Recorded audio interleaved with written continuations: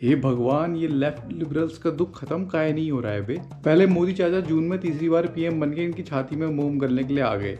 इन्हें बड़ी उम्मीद थी कि बीजेपी अगर हरियाणा में हार गई तो उसे मोदी जी की हार कहकर अपने पीछे पिछवाड़े की ठंडी सिकाई ये कर लेंगे। मगर वहां पर भी सैनी साहब ने इनकी हसरतों की खैनी बनाकर इनके पृष्ठ भाग में फोल्ड करके डाल दी। ऊपर से नेतन्याहू चाचा गाजा पट्टी से लेकर नेबलान तक एक एक करके इनकी बिल्कुल धुआं धुआं करके सुलगा ही रहे हैं। ले देखे इनकी उम्मीदें सारी कमला दीदी पर टिकी थी। इनको लगा कि कमला पसंद जब भारत में इतनी पसंद है तो अमेरिका में भी लोगों को बहुत पसंद आएंगी। मगर हाय रे इनकी किस्मत, यहाँ पर भी तकदीर ने इनके मुंह पर गीली चप्पल लगा दी। सारे ओपिनियन पोल्स की मियाँ खलीफा एक करके ट्रंप अंकिल दूसरी बार अमेरिका के राष्ट्रपति बन गए। वो ट्रंप जिनके खिलाफ अमेरिका की प्रिंट मीडिया से लेकर इलेक्ट्रॉनिक मीडिया ने जमकर प्रोपेगेंडा चलाया। वो ट्रंप जिन्हें इलेक्शन कैंपेन में 2 बार जान से मारने की कोशिश की गई।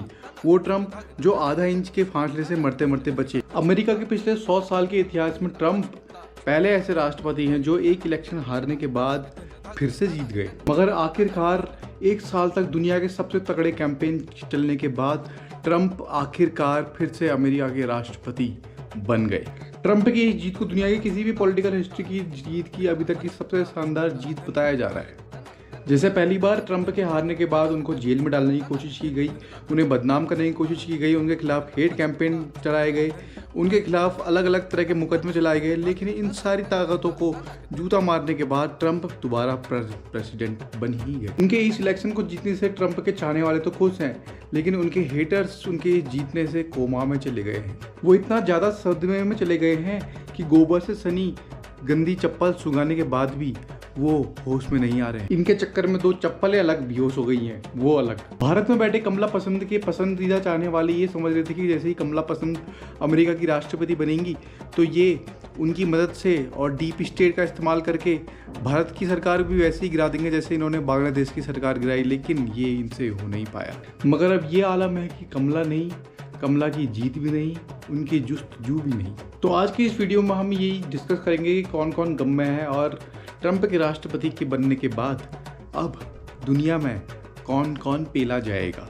हम आपको डिटेल में ये बताएंगे कि कैसे ट्रंप के राष्ट्रपति बनने के बाद दुनिया भर के जिहादियों की चूल्हे ही हिल गई हैं। ट्रंप के राष्ट्रपति बनते ही कनाडा के ट्रूडो से लेकर चाइना से लेकर भारत के वामपंथी सदमे में चले गए हैं। हम ये सब क्यों कह रहे हैं इसके बारे में हम डिटेल में बात करेंगे, लेकिन उससे पहले आप चैनल को सब्सक्राइब करना मत भूलना और अपने दोस्तों को ये वीडियो शेयर करना मत भूलना। दोस्तों, कहानी कुछ ऐसी है कि ट्रंप राष्ट्रपति का चुनाव जीत चुके हैं। उनको शपथ लेने में अभी 2 महीने हैं। 15 जनवरी को वो शपथ लेंगे। मगर उससे पहले ही दुनिया के सारे लेफ्ट लिबरल्स की 74 हुई पड़ी है। बांग्लादेश वाले मोहम्मद यूनुस तो इतनी बार अपनी सलवार पीछे से पीली कर चुके हैं कि उन्हें डायपर पहनाकर चादर बांधनी पड़ रही है। सुना है ये यूनुसवा ने उस दिन से ही खाना पीना छोड़ दिया था जिस दिन ट्रंप ने दिवाली पर ट्वीट करके धमकी दी थी कि बांग्लादेश में जो हिंदुओं के खिलाफ अटैक हो रहा है उस पर रोक होनी चाहिए और उस पर यूनुसवा का ही हाथ है। मोहम्मद यूनुस कैसे बिल क्लिंटन की बीवी हिलरी क्लिंटन के साथ काम कर चुके हैं और हिलरी क्लिंटन के कहने पर शेख हसीना ने उन्हें एक मुकदमे से बचाया था और अमेरिका के डीप स्टेट की मदद से ही वो सरकार में आए हैं बांग्लादेश में। इसका मतलब शेख हसीना का जो तख्ता पलट हुआ था उसके पीछे भी अमेरिका का डीप स्टेट ही शामिल था। बांग्लादेश के मामले में भी बाइडेन ने जो वहाँ के फटे में अपनी टांग अड़ाई है उसमें ट्रंप की कोई दिलचस्पी नहीं है। ट्रंप के विरोधी भले ही कितना कह दे ये तो सरफिरा है, ये तो वॉर करना ही जानता है, ये तो एंटी मुस्लिम है, लेकिन ट्रंप ने पिछली बार जब वो अमेरिका के राष्ट्रपति थे तो उस टाइम पे सीरिया में केवल ISIS से लड़ी थी और ट्रंप का पहला ही एक ही एजेंडा रहता है, अमेरिका फर्स्ट का।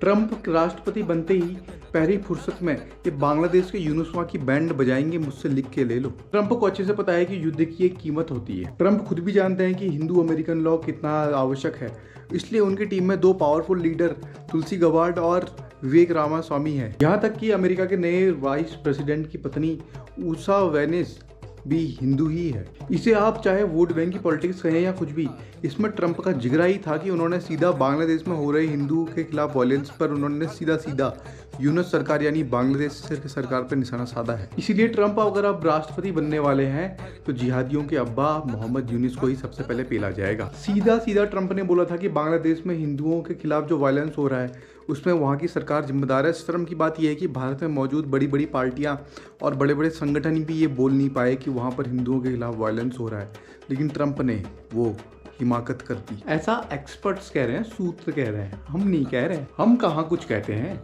आपको बता दें कि इजराइल फिलिस्तीन वॉर के टाइम पे कुछ अमेरिका के कॉलेजों में फिलिस्तीन के झंडे वहाँ के स्टूडेंट्स ने लहराए थे, और केवल इतना ही अमेरिका के झंडे को ज़मीन में रगड़ दिया था, उस पर भी ट्रंप बहुत नाराज़ थे। मोहम्मद यूनुस के बाद दूसरे नंबर पर पेलाई जो होगी वो होगी जस्टिन ट्रूडो की। डोनाल्ड ट्रंप ने उसी टाइम पे ऐलान कर दिया था कि अगर वो दूसरी बार अमेरिका के राष्ट्रपति बने तो अमेरिका की यूनिवर्सिटी में चल रहे इस वोक कल्चर को भी सबसे पहले ख़त्म करेंगे, और इस वोक कल्चर की पैदाइश वो जस्टिन ट्रूडो को भी मानते हैं। ट्रंप के इस कमेंट से ट्रूडो इतना घबरा गए कि उनको भी सोशल मीडिया पर आकर सबसे पहले हिंदुओं पर हुए हमले की आलोचना करनी पड़ी। पिछले दिनों में जब कैलेंडा के हिंदू मंदिर में खालिस्तानियों ने हमला किया था तो इसको भी ट्रंप ने क्रिटिसाइज किया। जस्टिन ट्रूडो यानी वो जो कनाडा में खालिस्तानियों को फ्रीडम ऑफ स्पीच के नाम पर हवा दे रहे हैं, ये सब भी ट्रंप को बिल्कुल पसंद नहीं है। एक्सपर्ट्स की माने तो अगर आप अमेरिका के राष्ट्रपति ट्रंप हैं तो अमेरिका से लेकर कनाडा में जितने भी खालिस्तानी मौजूद है, ट्रंप इनकी मौजूदगी को बर्दाश्त नहीं करेंगे। और ये सब सुनकर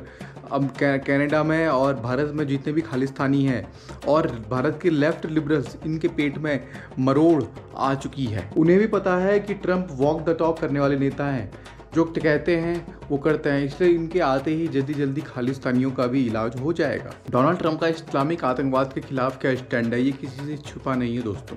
ट्रंप को इस बात का क्रेडिट भी जाता है कि उन्होंने दुनिया से सबसे खतरनाक आतंकी संगठन ISIS को ख़त्म किया। 2017 से 2020 के दौरान जब ट्रंप राष्ट्रपति थे तो उन्होंने 7 से 8 मुस्लिम देशों के खिलाफ अमेरिका में आने से लगभग बैन लगा रखा था। ट्रंप उन नेताओं में है जो अपने भाषणों में सीधा सीधा इस्लामिक आतंकवाद की बात करते हैं, बाकी नेताओं की तरह वो हिचकिचाते नहीं। मिडिल ईस्ट में इजराइल और अरब देशों में जो संघर्ष चल रहा है उसको लेकर भी इजराइल को ट्रंप अपना सीधा सपोर्ट दे चुके हैं। ईरान से लेकर भी ट्रंप की नफरत किसी से छिपी नहीं है। बहुत से एक्सपर्ट का मानना है कि इजराइल और अरब देशों के बीच का ये संघर्ष किस हद तक जाएगा, इजराइल अरब देशों के विरुद्ध किस हद तक जाएगा, ये इस बात पर डिपेंड करता है कि अगर ट्रंप अमेरिका के राष्ट्रपति बनते हैं या नहीं, जो अब बन चुके हैं। इसलिए अब जब ट्रंप फिर से प्रेसिडेंट बनने वाले हैं तो इजराइल को फ्री हैंड मिल चुका है। जो इजराइल अमेरिका के समझाने के बाद भी हमास और हिजबुल्लाह को पेलने से बिल्कुल भी बाज नहीं आ रहा था, अब गब्बर की स्टाइल में कहूँ, फ्री हैंड मिलने के बाद, ट्रंप के आने के बाद इजराइल इनको पूरा मिट्टी में मिला देगा। हो सकता है अगर ट्रंप का सपोर्ट मिले तो इजराइल और अमेरिका ईरान के खिलाफ खुद भी वॉर में चले जाए। ईरान से अमेरिका की दुश्मनी कहीं छिपी नहीं है दोस्तों। अगले कुछ दिनों में ये क्लियर हो जाएगा कि ईरान और अमेरिका और इजराइल का ये युद्ध कहाँ किस डायरेक्शन में जाता है। मगर इतना तो क्लियर है दोस्तों, ट्रंप के प्रेसिडेंट बनने के बाद इन इस्लामिक जिहादों के छिपने के लिए बिल कम पड़ जाएंगे, लेकिन ये भागेंगे तो ज़रूर। दोस्तों, दुनिया में कुछ भी हो जाए, पहला पाकिस्तान ही जाता है। पिछली बार जब ट्रंप राष्ट्रपति बने थे तो किस तरह से पाकिस्तान को अमेरिका ने तंग किया था, ये हम सब जानते हैं। वो भारत से लड़ने के लिए चाइना के पास जाता है तो अमेरिका उसको पेलता है, वो भारत से लड़ने के लिए अमेरिका के पास जाता है तो चाइना उसको पेलता है। हर सिचुएशन में पाकिस्तान पेला जाता है। ट्रंप के आने के बाद अमेरिका के चाइना से कोई व्यापार संबंध अच्छे नहीं रहे हैं। ट्रंप जब पिछली बार अमेरिका के राष्ट्रपति बने थे तो उन्होंने ड्यूटी बढ़ा दी थी जो प्रोडक्ट आ रहे हैं चाइना से वहाँ के लिए। एक्सपर्ट का मानना है कि इस मामले में वो भारत की ज़्यादा मदद कर सकते हैं और भारत को एडवांस मिलिट्री टेक्नोलॉजी भी शेयर कर सकते हैं। और अगर ट्रंप ने ऐसा किया, वो इस एरिया में अगर भारत को ज़्यादा तवज्जो दें और चाइना को तवज्जो ना दें तो पाकिस्तान की और भारत के लेफ्ट लिबरलों के बर्नॉल और डायपर की ज़रूरतें ज़्यादा पड़ जाएंगी। ट्रंप जब पिछली बार प्रेसिडेंट थे तो उन्होंने चीन की बहुत सी बड़ी बड़ी कंपनियों पर बैन लगाने की कोशिश करी थी। ट्रंप ताइवान को हथियारों की सप्लाई देकर भी चीन की ओपनली सुलगा सकते हैं। वो चीन पर प्रेशर बढ़ाने के लिए साउथ चाइना सी में अपनी फौज की प्रेजेंस बढ़ा सकते हैं। इसके अलावा वो सिंजियांग में यूगर मुसलमानों की बात करके और हांगकांग में डेमोक्रेसी की बात करके ओपनली तौर पर चाइना की सुलगा सकते हैं। कुछ टाइम पहले चाइना का दबदबा खत्म करने के लिए भारत, अमेरिका, ऑस्ट्रेलिया और जापान ने क्वाड नाम की एक संस्था बनाई थी। ट्रंप के आने के बाद इस क्वाड संस्था को और मजबूत किया जा सकता है। अगर अमेरिका ने ये सब टैक्टिक्स अपनाना शुरू कर दी तो पाकिस्तान को तो वैसे ही सांप सूंघ जाएगा जैसे मोहल्ले में सरेआम अपने जो बड़ा भाई होता है डॉन, उसको पिटता देख छोटा वाला डॉन चुपचाप छिप जाता है। बस उसी तरह से पाकिस्तान अपना भी छिप जाएगा। इसके अलावा लोगों को इस बात की भी उम्मीद है कि जो यूक्रेन और रशिया का 2 साल से युद्ध चल रहा है वो भी रुक जाए। ये बात किसी से छुपी नहीं है कि अमेरिका और यूरोप के प्रेशर में यूक्रेन जिस तरह से रशिया से लड़ने में लगा हुआ है, उससे केवल उसको ही नुकसान हो रहा है। और ट्रंप ने ये बात भी बहुत बार कह दी है कि उसको ये समझ में आ नहीं रहा है आखिर वो यूक्रेन को रशिया से लड़ने के लिए इतना पैसा दे क्यों रहे हैं। क्योंकि अमेरिका की खुद की इकोनॉमी खतरे में है, तो क्यों वो बेफालतू का इन्वेस्ट कर रहा है। अब अगर ट्रंप इस वॉर को रुकवा देते हैं तो ये उनके सेकंड टर्म की सबसे बड़ी अचीवमेंट मानी जाएगी। दोस्तों, आपको एक बात समझनी चाहिए कि लेफ्ट लॉबी कभी भी किसी को अगर नापसंद करती है तो उसके खिलाफ वो ऐसा माहौल बनाती है कि अगर यह आदमी अगर सत्ता में आ जाएगा तो सब कुछ बर्बाद हो जाएगा। इसी लेफ्ट लॉबी ने ओबामा को शांति पुरस्कार भी दिला दिया था, ग्लोबल पीस पुरस्कार जो नोबेल पुरस्कार है वो भी दिला दिया था। लेकिन यही बात किसी से छिपी नहीं है कि ओबामा के समय ही अमेरिका ने विदेशों में जाके सबसे ज़्यादा युद्ध लड़े थे। और ये भी सच है कि इस लेफ्ट लॉबी ने ये भी कहा था कि अगर योगी सरकार उत्तर प्रदेश में आएगी तो उनके समय पे बहुत दंगे होंगे। लेकिन जिन सरकारों को वो सेक्युलर बताते हैं कि उन सरकारों के दौरान दंगों के रिकॉर्ड सबसे ज़्यादा टूटे थे और योगी के समय किसी की हिम्मत नहीं है कि वो दंगा करने की सोचें।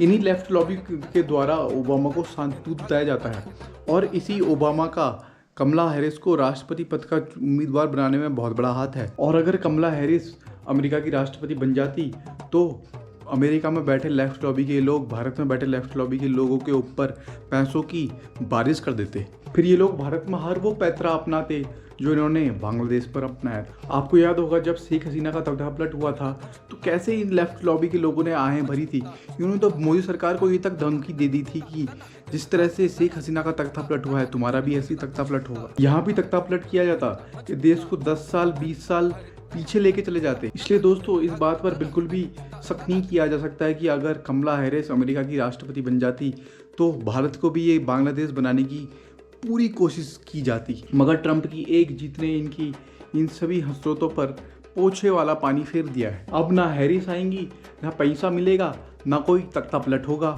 अब अगले 4 साल तक ट्रंप अमेरिका के राष्ट्रपति रहेंगे और भारत के प्रधानमंत्री मोदी रहेंगे। और इन दोनों के रिश्ते कैसे हैं ये किसी को बताने की आवश्यकता नहीं है। बस इसी सब को देखते देखते हमारी रुदाली गैंग, ये लेफ्ट लॉबी वाले, इनके आंसू, घड़ियाल के आंसू रुकते नहीं रुकते। इसलिए ये सब लेफ्ट लॉबी के गैंग वाले बेहोश हो चुके हैं। आप इनको थप्पड़ मार के जगा दें, क्योंकि हमारा ये वीडियो भी इनके मुंह पे एक तमाचा ही है कि जब भी ये इस तरह से बेहोश होकर गिरेंगे तो हम इस तरह से ऐसी वीडियो बनाकर हम आते रहेंगे। बाकी आपके मन में भी अगर इनके लिए कुछ भड़ास है तो निकालो, उसको कमेंट सेक्शन में निकालो भाई। और अपने दोस्त से ये वीडियो शेयर करना मत भूलना। और आपसे मिलते हैं इसी चैनल पर एक और कड़क वीडियो के साथ। तब तक के लिए जय हिंद, जय भारत, गुड बाय।